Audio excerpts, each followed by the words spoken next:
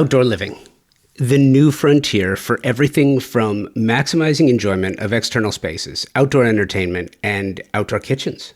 New modalities, generating a renewed interest in cultivating design of said spaces by some of the most talented creatives working today. It's just fun to watch. From entertainment spaces to full-blown ultra-luxe outdoor kitchens and everything in between, with opportunities available for just about any. And I've got quotes around or brackets around realistic budget. It's true. Outdoor design is changing rapidly due to a number of factors. Those factors include modified use due to changing circumstances, client desires and preference changes, increased cost of goods, all in an outdoor space that is not as predictable as it used to be. So we're going to chop it up a little bit because that's what we do here. And this is a fun conversation from KBIS 2025, the KBIS podcast studio, another live conversation that I think you're really going to enjoy. And again, like I said, we're going to chop it up a little bit and provide some practical solutions for designers, architects, landscape architects, design build firms looking to up their outdoor entertainment game. This conversation features Jessica Petrino-Ball, Director of Trade and Education from AJ Madison, and Robert Bell, Landscape Architect from Bell Design. This conversation was amazing. I think you're really going to enjoy it. We covered some things that I think you'll find of interest. Outdoor living, UL-rated appliances for outdoor use, four-season living, appliance finish combinations, multifunctional outdoor covered spaces, project approach and design application, partnerships and industry partnerships, managing expectations, understanding, winterizing, and appliance upkeep, zones for outdoor living applications. You're going to love it, and it's coming up right now.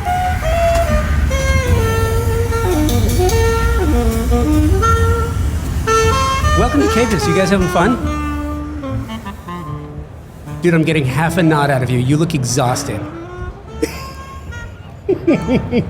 Absolutely. Listen, my name is Josh Cooperman. I host Convo by Design, and we're in the KBIS podcast studio presented by AJ Madison. So thankful for AJ Madison. I'm so glad. Thank you again for doing this. This is amazing because it allows us to present these conversations to you in real time, real voices, real personalities, and I absolutely love that. So do me a favor. We're talking about outdoor kitchens. Let me start on this side. Introduce yourself. Tell us a little bit about you and why you're here. Hi, everyone. My name is Jessica Petrino-Ball. I am the Director of Trade Engagement at AJ Madison, and I am really excited to be here today. I'm such an outdoor girl. I live in Vermont, although I do service all of our stores all down the East Coast, Brooklyn, DC, Miami, and Atlanta, soon to be Texas. But I really love spending time with my friends and family outside. I love the idea of translating design indoors to out. And that is why this topic has been such a joy to present and educate around.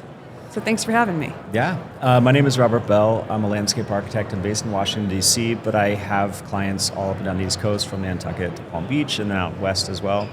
I'm sort of excited to talk about new topics because there is so much happening in the outdoor design and outdoor kitchen space. So just talking about some new trends and things that are happening right now in KBIS. And it's funny, bathrooms had a moment. 2015, 2016 really was when it really kicked off. Kitchens, I want to say 2017 is when you got to see some amazing transformations and transitional design in kitchens. And I only feel like it's now, in the last year and a half, I want to say it was kicked off by the pandemic. Right. But what's happening in outdoor spaces now is nothing short of remarkable. And being in DC, it's interesting because you've got seasons. And I'm curious, do you feel that people who are in four-season cities maybe feel like, well, I can't really go all out for the outdoor spaces because of the weather constraints? Well, I think that used to be the case, and I think everyone during COVID discovered outdoor spaces they didn't know they had. So people who had rooftops and balconies finally said, oh, I'm not going to use it now, and we also need an outdoor kitchen, we need a bar space, we need something that will make this more than just a forgotten space. And that's continued, and I think that's going to continue for many, many years. Real estate's expensive. We all know the price of real estate all around the country has gone up and up and up. So maximizing every available inch, I think is very important to most people. And like Jessica said, I mean, being outdoors is wonderful. In a 4-season environment, there's a lot we can do to make it 3.5 seasons outdoors, I would say. Not full February, probably in Washington. But certainly outdoor heating has come a long way. Everyone's sort of familiar at this point with foggers and things like that started in the South.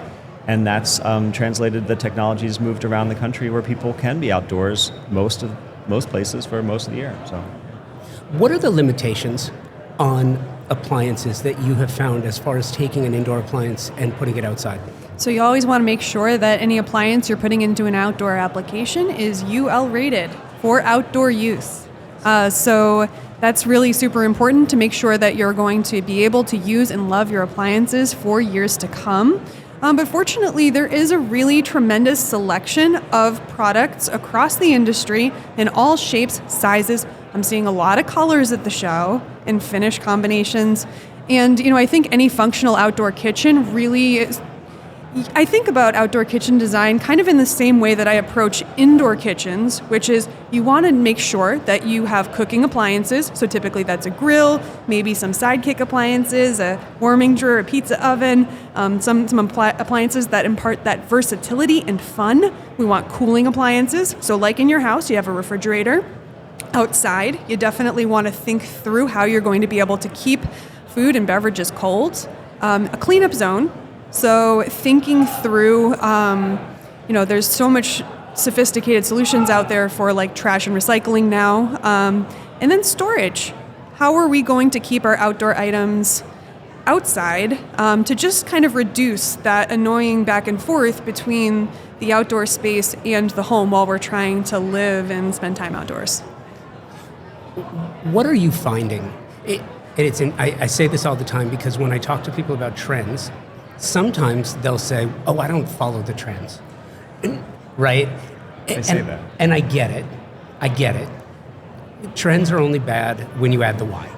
Something that becomes trendy is no longer a trend, it's kind of a thing, but when it goes away, what are you finding that is lasting in what, or maybe, I don't want to call it universal because I don't think there's any such thing as universal design, but what are clients asking you for in the outdoor spaces that maybe they weren't asking you for before, or they're just loving now? That's a great question. I mean, I think it depends on the person. And again, I think trend is sort of a tough word because everyone sort of adapts something and then it's no longer a trend, like you're saying. We are looking at something interesting in the outdoor electrification of grill spaces, which now is a trend, but will become something that is adapted countrywide, I think, in the short term, maybe 5 years or so. And I think we just did a panel today that was super interesting and talked about some of the technology that's being adapted. I mean, everyone's life now is becoming electrical, right? People have heat pumps, people have all sorts of battery-powered systems in their homes, and why not have that be a same thing in the outdoor kitchen space and the indoor kitchen space as well? So I think that's something that's really happening right now. You're listening to KBIS Confidential. Live conversations from KBIS 2025. We'll be right back. Hey, pros, designers, builders, contractors. If you're not using AJ Madison Pro, you're leaving time and money on the table. AJ Madison Pro is the ultimate appliance solution for professionals who need fast, reliable access to top brands without the headache of back orders. Thanks to the in-stock promise, you get products you need ready to ship immediately so your projects stay on track. With nationwide shipping and delivery, AJ Madison's massive logistic network ensures your appliances arrive exactly when and where you need them. No delays, no surprises. And with over 150 top brands, this is your one-stop shop for all things appliances.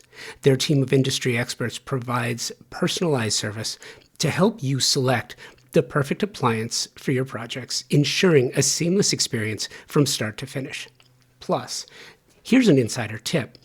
Qualified builders and architects gain access to exclusive trade programs with significant savings on select luxury brands. AJ Madison Pro handles the registration for you, so you get the best deals, no extra work required. Join AJ Madison Pro today at ajmadison.com/pro and start streamlining your projects with ease. What are the pinch points? Propane, for example. Like, propane is great until you have to go change out the tank. And so, but I think that there are other things like that as well. And I'm curious, what are the pinch points for you? Where do you find opportunities to go in a different direction? Well, this is probably more of a Jessica question, but there are different ways of powering outdoor grills and things like that. I mean, pellet systems I think are kind of interesting, and that's an alternative fuel.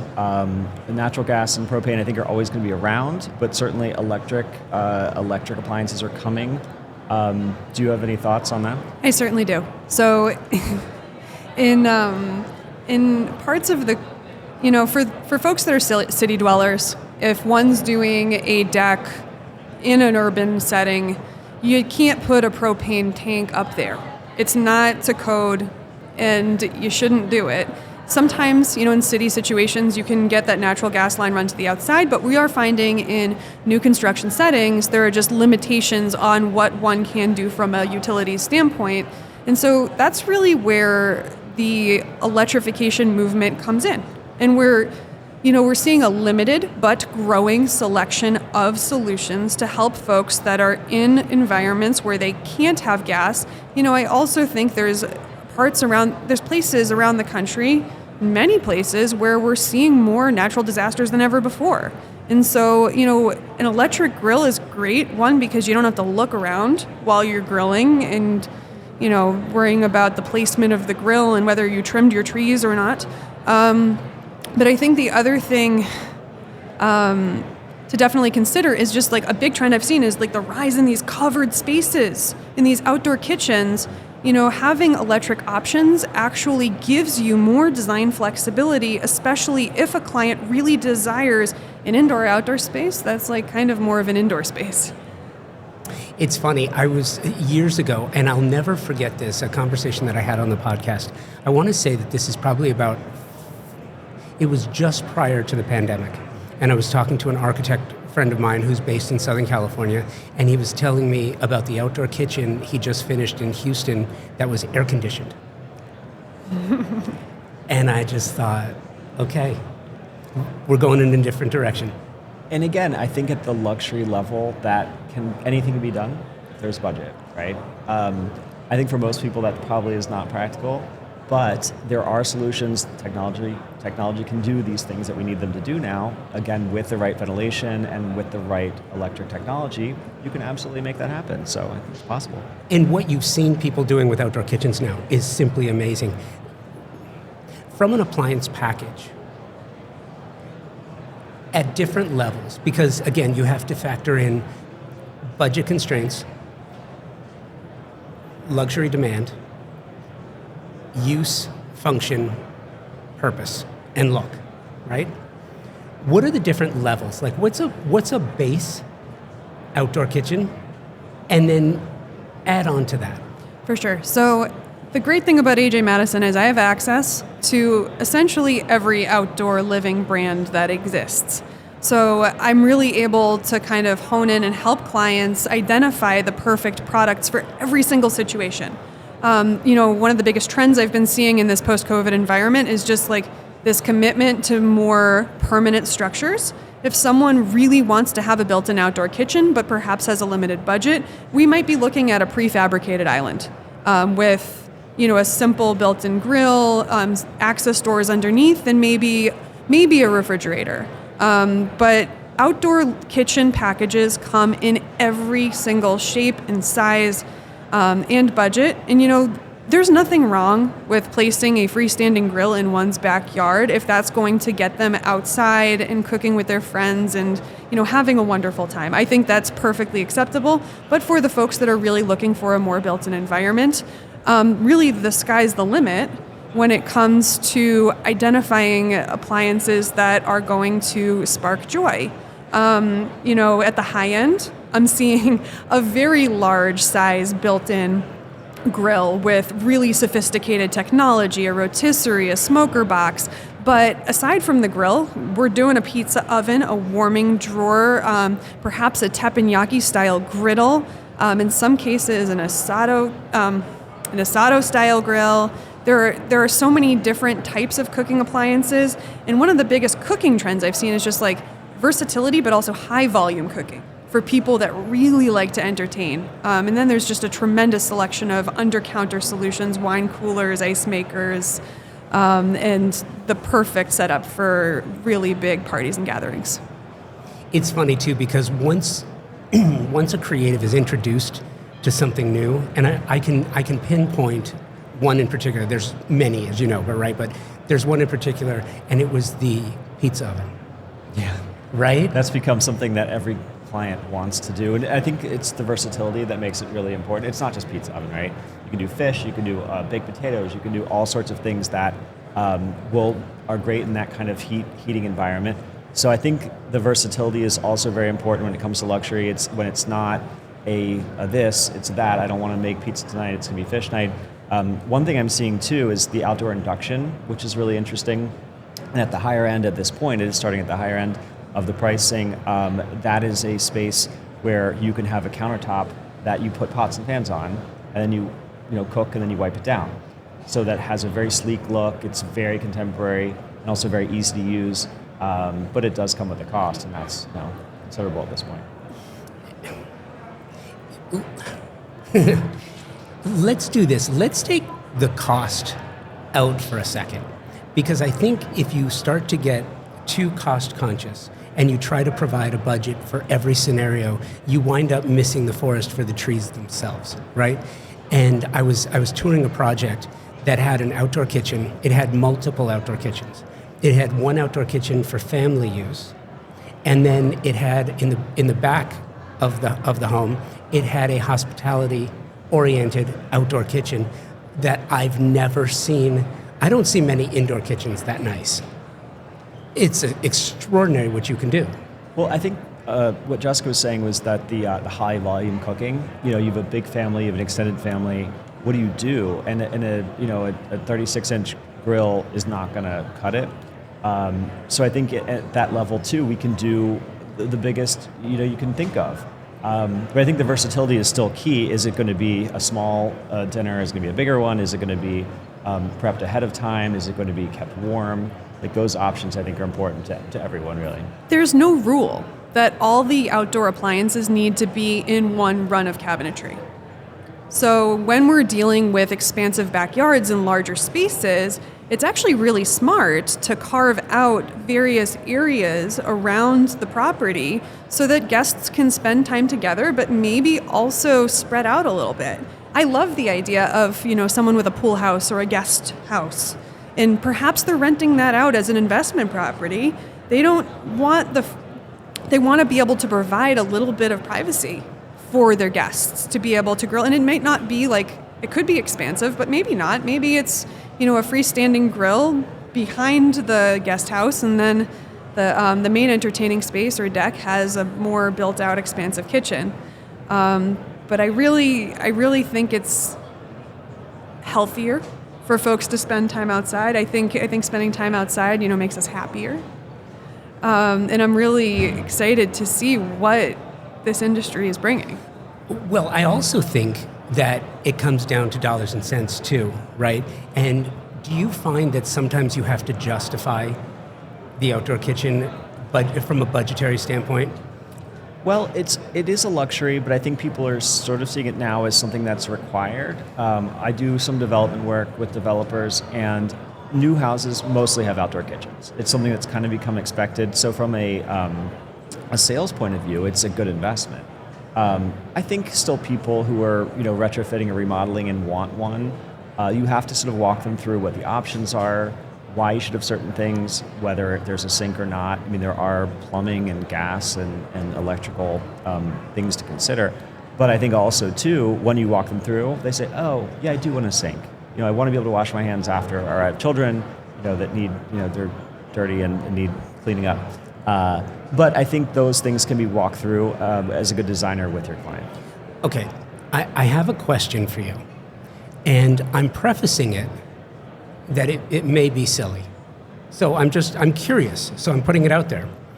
When you are approaching an outdoor project, an outdoor kitchen project, as a landscape architect, do you, and I know every project's different, but I'm curious as far as the mentality as you see it, do you look at an outdoor kitchen as part of the indoors to be a part of the indoor kitchen, or do you envision the outdoor kitchen as part of the remainder of the outdoors for which you're designing? That's a great question because it does depend on the project and on the client. I think usually I would say it's supplementary. So it's things that you can't do indoors, you're doing outside, right? Is it going to be messy? Is it going to be smoky? Is it going to be faster and fire, things like that? And there is the entertainment aspect of outdoor entertaining, and grills are fun to watch, right? I mean, there's things happening. That said, I don't think it should duplicate exactly everything, especially if you're in close proximity to a kitchen, which sometimes the outdoor kitchens are near the indoor kitchens. Having two ovens within or two grills within 10 feet of each other is not a point. So I think you should approach the project individually, but also think of the things you can't do inside that you can do outside. And convenience too is really important. I think again, if you may have two sinks within 20 feet, because going indoors with a dirty hand and touching your doorknobs is not ideal with salmonella hands from chicken. So it really does depend on the actual circumstances. But yeah. Salmonella hands. That's the official term? Yes, that's a medical term. It's a medical term. Something you said at the very beginning, UL rated for outdoor use. How many of the manufacturers, you show 150 brands.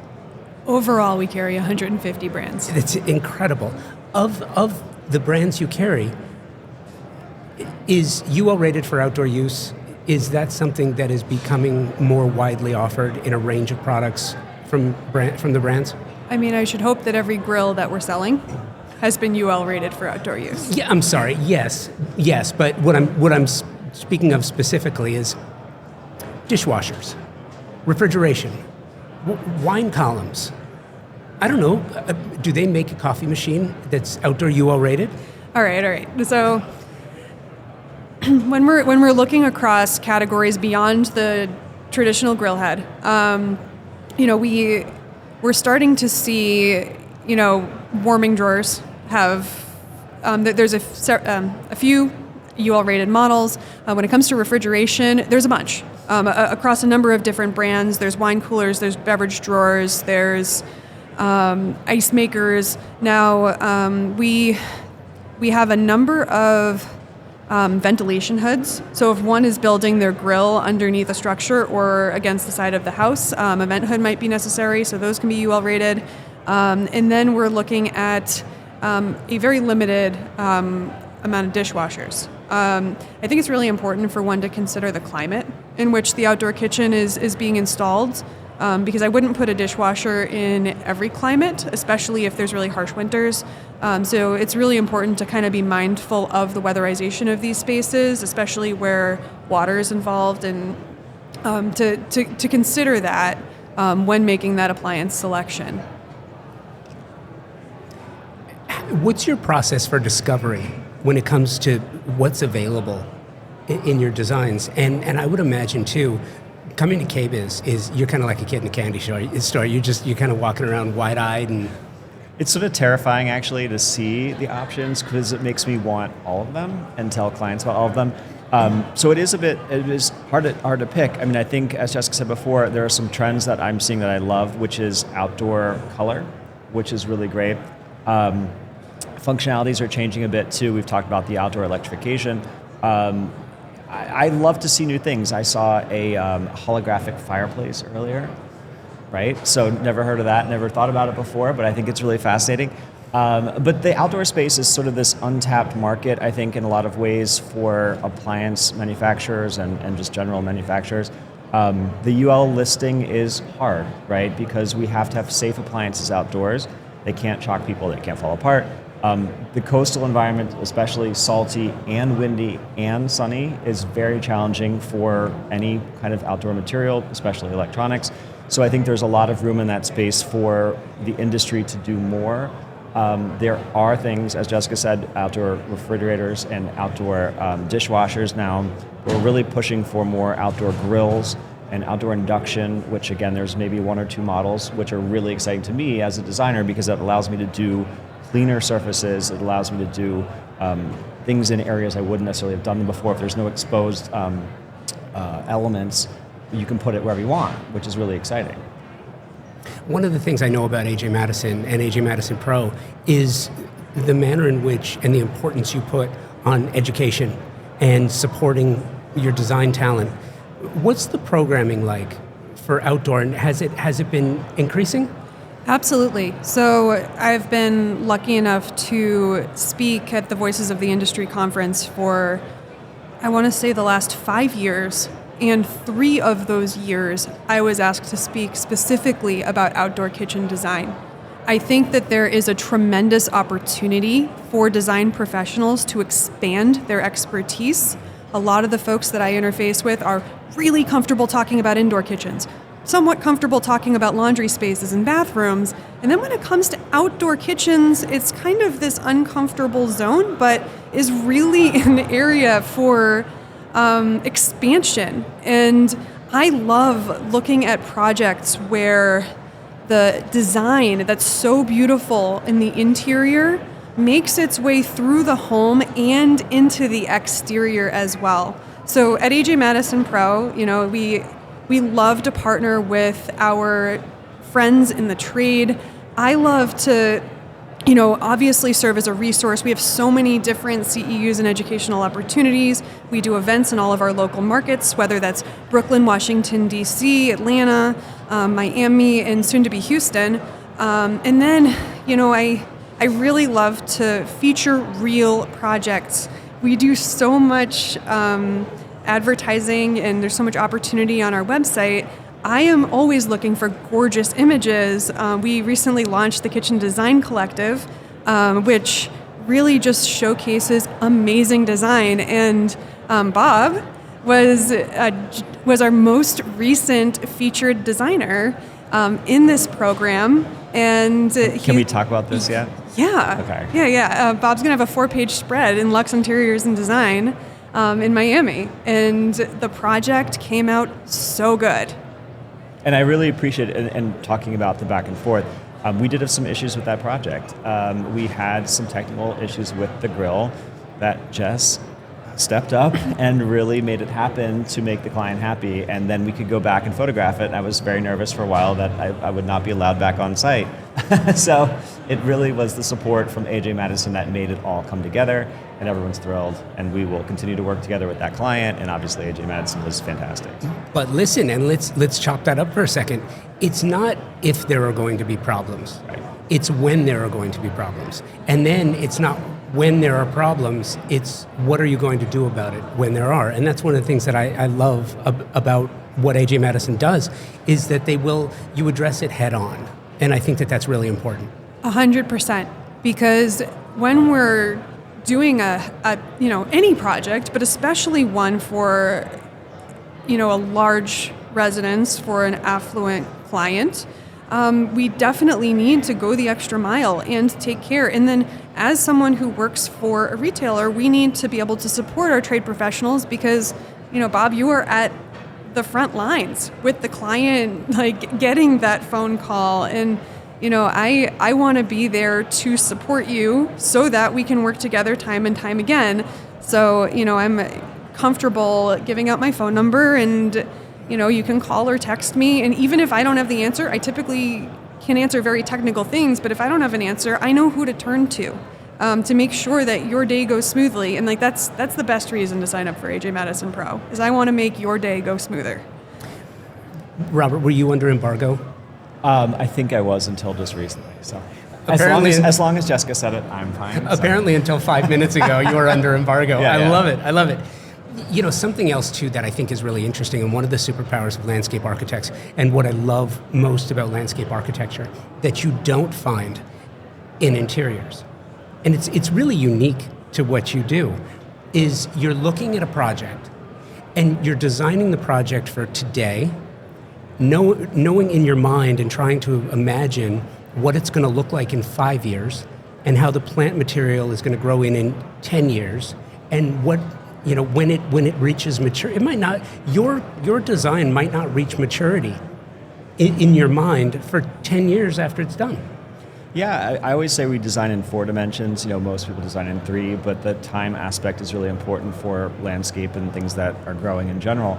And one of the things I've noticed too, it's not just the plants that grow and change outdoors, it's also the surfaces and materials, which for me has been a learning experience at times, unfortunately. But I think relying on design professionals to educate both the client and to work with industry professionals from AJ Madison or your material specifiers to help understand the outdoor environment, which is not the same as interiors. And I have many interior designer friends, and we joke among each other. I think it's a joke, but I say that you put the pillows in and you're done. With my projects, we put the plants in, and that's the start of the project. So things are changing, wood is aging, materials are turning verdigris colors. Stone has a patina to it at times too. So there is that aspect of things maturing and changing that I think you have to educate your clients on, or there will be surprises. And I think working with people who know what's going to happen with the products, whether it's a fabric, whether it's a stainless steel or a knob or something like that, that really is key to me to understand how I can tell my clients, no, this will change, or this is something you need to replace in 2 years or 10 years or 15. And that's a huge thing for the luxury industry, I think. Yeah, no, totally. And I think, one of the things I love, and I can feel it from the vibe here is the manner in which the partnership works, the back and forth. And there has to be good communication. I just came off the next stage talking about moderating a panel about managing your clients' expectations, which is a tough one. It's a tough one these days. But you know what seems to always come down to the essence of it is the communication between client, creative, and the partnership between the creative and the showroom and the manufacturing partners. How do you foster that type of partnership? And I know through AJ Madison Pro, that's a big way you do it. How do you make that grow? So I think a couple of things. I would say being proactive and almost over communicating expectations. And I would rather give Bob a call and say, hey, that grill isn't coming, versus not making that phone call at all. Because if something isn't coming, but something else could potentially replace that, then his project can stay on its timeline. So, a lot of, novice folks within the industry might be a little bit afraid of making the phone call or delivering the bad news, but I would rather have that conversation and get ahead of it as much as possible. Then, we're not really dealing with the same level of delays that we had in 2021, kind of as we pulled out of the pandemic. It was hard, but we stayed resilient, and I think the best way about it is to just over communicate. And I think in the B2B channel, when I'm engaging with my partners in the trade, it really is realizing that we're all here going to work for the day, and at the end of the day, we're all here with the same goal in mind. We want that client to love their space. I think communication is definitely key, and also education. I always sort of say that 40 to 50% of my job is educating clients, and I get that education from people like Jessica and people who know the products and say, well, you don't actually want this. I know your client is saying they want this, but actually you want this. And I say, oh, okay, let me check. And then we go back and forth, and I say, well, actually, from AJ Madison, they are saying you want a 48-inch, not a 36, because of this feature and this feature and this feature. So it's very much an educational process as well as a communicative process to go back and forth on these. Yeah. There just has to be a huge amount of trust. And also, something else that's really interesting, and this is not to speak about your relationship with your clients, but there's something galvanizing that happens when you tell your clients something and maybe they're not sure, or maybe they just don't want to accept your reality. So You take them to AJ Madison, and they say to the client, yeah, no, you can't do that. It's nice to get a second opinion that corroborates your first opinion, but also sometimes it doesn't. And I'm open to new ideas, and I want to try new things. But certain things just won't work in certain climates. Certain appliances just don't, like you were saying about the outdoor dishwashers and sometimes ice makers in the far north. There's a maintenance aspect to unhooking them, draining them, pulling them away from the countertop, sealing the pipes and things like that, that sometimes people don't want to commit to. And I'd much rather have someone at AJ Madison say that than me and say, you can't, why don't you want me to have an outdoor ice maker? I'm like, well, I do, but you need to understand what you're actually asking for this, and that can be complicated. Why don't you want me to have an outdoor ice maker? I've had clients think I don't want them to be happy. I'm like, I do, I just don't want you to call me in a year when you have black mold in your ice maker and say it's my fault. So I'm curious, is there any such thing in your world, when you're looking at your plant materials and you're looking at your plantings, you're looking at zones? Yes. Is there anything in the way of zones for an outdoor kitchen? That's a great way of thinking about it. Yes, and I think I'm probably not the most qualified person to speak about that. I can speak about it from a maintenance standpoint. And again, I know enough to ask questions when it's something that I think might break, but I don't necessarily know why it will break. But I'd hand that over to Jess. I love the idea of attributing growing zones to the efficacy of different appliance categories in an outdoor setting. That's brilliant. I plan to take that home with me. I would say if the climate dips below 32 degrees or 0 degrees Celsius, if we're going below freezing, I would say it's really important to winterize the space, meaning that you unplug the refrigerator, you put it in storage if you can. You definitely want covers for everything to protect the appliances if you're not using them. And then, ice makers, refrigerators, things that have moving water, you definitely want to just disconnect seasonally. With ice makers, I don't hate ice makers. I think they can be really wonderful for clients that like to entertain, and ice is critical in an outdoor entertaining environment. However, I think there's just like a maintenance aspect to this. So like with, various maintenance aspects of one's outdoor landscape, it's really important that the client just knows that, you got to clean your ice maker. Or if they're not the one cleaning their ice maker, the person who is managing the house needs to know to do it. And that piece of communication is, what I hope to deliver at AJ Madison, provide that education to my friends in the trade, provide that education to consumers so that they're able to love their appliances, because at the end of the day, really, sustainability is durability. And we want our clients to be able to use and love their appliances for decades ahead. Do you have a standard, as in an opening, onboarding process for clients specifically revolving around the outdoor kitchen?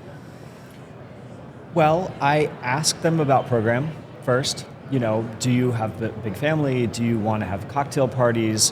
What time of day do you think you'll be using the outdoor space? Is it morning coffee? Is it cocktails? Is it evening time? Is there lighting involved? That's important for me. That's the beginning, I guess, of the program, and asking for what they want. And then we go through the process of looking at actual appliances, and is there a sink? Is there plumbing? Is there a trash area? Whatever. So I think it depends on the client, but we very much walk through what the options are, and then we kind of bring ourselves back down to reality and how much space we have. Some things won't fit. So if it's a small balcony space or outdoor rooftop, not everything. Weight is a consideration too. Water connections. Can you even have a sink? Can you have a waste pipe? Gas, electric, things like that. So it really depends on the client, and it depends on the space. So we try and start big and then work our way down to the actual installation.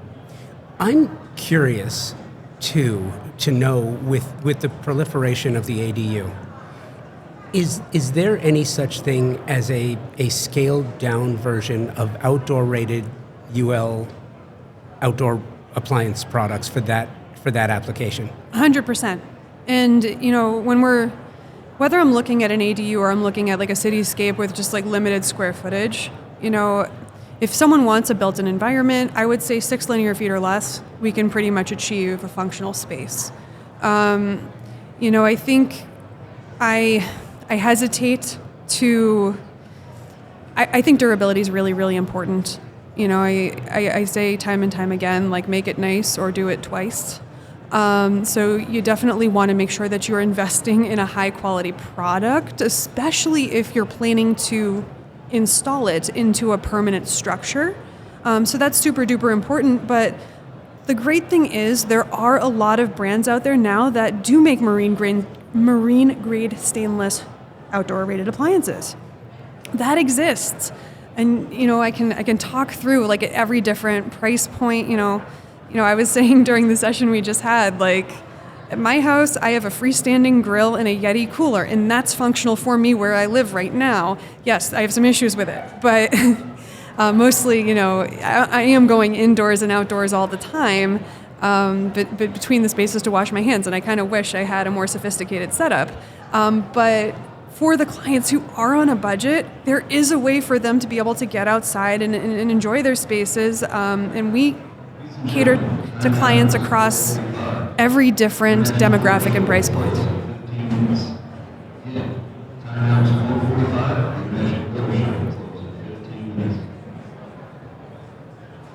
Is there any such thing as panel-ready, outdoor, UL-rated appliances? There's not a lot. There's a handful of refrigeration, warming drawer. You can do panel ready. I really love the trend of seeing a warming drawer in a poolside environment, maybe in a pool house, in a covered area, could be uncovered technically. But just like having warm towels and kind of bringing that spa-like experience home, I think warming drawers work great in a culinary environment, kind of keeping everything warm, especially for clients that like to do high volume cooking and then entertain. You can kind of serve everything warm at the same time without having to run inside and using the oven. There's no UL outdoor rated wall oven. I wish there was, but that doesn't exist yet. I do, and I also believe that I think outdoor kitchens need to kind of operate like an extension of the indoor kitchen. But we shouldn't repeat everything that we're doing outside inside, and vice versa. I think there's an opportunity to like impart versatility and kind of maintain that social environment. Just one follow-up for you regarding that, because I think that's a really interesting idea. What is the appropriate application of what's happening indoors and outdoors? With the idea, I'm kind of envisioning the same way that now the expansion of kitchens have taken to, for example, a kitchenette in an ensuite indoors. Can you envision an environment where you would have in a home, and maybe it's not the largest footprint, but maybe one of the benefits to this home is that there are outdoor spaces for each of the bedrooms. Can you envision an opportunity to put in a micro outdoor kitchenette? Yeah, I think people are requesting versatility, and I think people certainly in larger homes, they want multiple spaces for different times of the day, different times of their life and of entertaining. Are they having coffee in the morning upstairs? Is there a little hot plate or outdoor induction where they can put a little coffee cup or something like that? Nighttime, they have a bigger crowd. They want to do cocktails. They want to have multiple refrigerators, a wine fridge and an ice maker. So that would be a different space with different functionality. And then do they have just a little area outside, maybe the back door of the kitchen where they have a smoker? Maybe the mother or father really is into smoking meat. And that's a whole different space, and maybe it's very functional and maybe not the most attractive, but maybe it's off in the corner somewhere, but it has that ability to make your own food, and everyone's very into preserving food now and all sorts of different ways of cooking things. So I think that's the thing. You can have multiple spaces. Again, as a design professional, I would want to think that through very carefully. Are we duplicating? Why are we doing this? Are there hookups we need? Are there code issues? Are we putting things close to the house, too close to the house? Is it a fire hazard? But we walk through those, and we can absolutely do 10 if you want outdoor spaces around your house. I want 10 outdoor spaces around my house. I totally do. Well, why not? And again, the industry does support that now. There's so many different options when it comes to different safety codes and different safety ratings. There are outdoor fume hoods and smoke things, so you can meet code. There's so many different solutions design-wise to that we can give you 20, whatever you want. Love it. Sign me up. Listen, this was so much fun. Thank you for listening. Do me a favor, check the show notes where you can find Robert's work, and maybe we can find that story. Maybe it's been published by the time this is published, and we'll put a link to it, and we'll put a link to your work as well as AJ Madison and AJ Madison Pro. Jess, Robert, thank you guys. This was so much fun. Thanks, Josh. Thank you. This was great. Thank you, Jessica. Thank you, Robert. Thank you, KBIS. Thank you, NKBA. What a remarkable experience.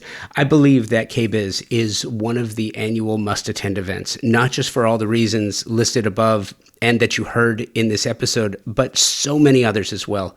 KBIS is the pulse of the industry in America. It represents a true cross-section of disciplines. You will see architects, landscape architects, designers, contractors, design build firms, hospital, education, prison design specialists, all looking for new products to specify unique ways to use them and new modalities to discover and explore. It's amazing. Thank you to the NKBA, KBIS, Emerald, Flying Camel, AJ Madison, and all of the amazing creatives who came out to the show. The KBIS podcast studio was just absolutely extraordinary. And again, I've said it before, but I'm saying it again. I'm manifesting it so that they will invite me out again next year because it was amazing. Thank you for listening to Convo by Design presents KBIS Confidential. As always, please join in the conversation on Instagram at Convo by Design with an X. And if you'd like to reach me with a note, show note, or guest suggestion, please do. Email me, convobydesign@outlook.com. Until next time, try to stay focused and rise above the chaos.